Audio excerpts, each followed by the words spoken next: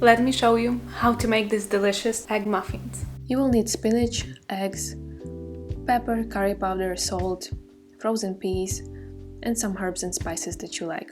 Crack 6 eggs in the blender.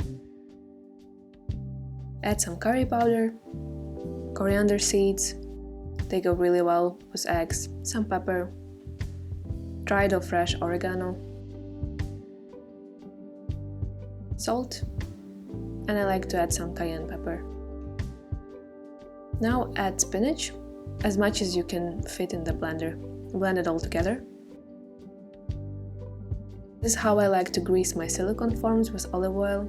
I add some peas at the bottom and then pour our mixture and add some almond flakes on top.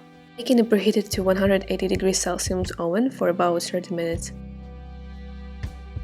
They can be a really great snack or breakfast option.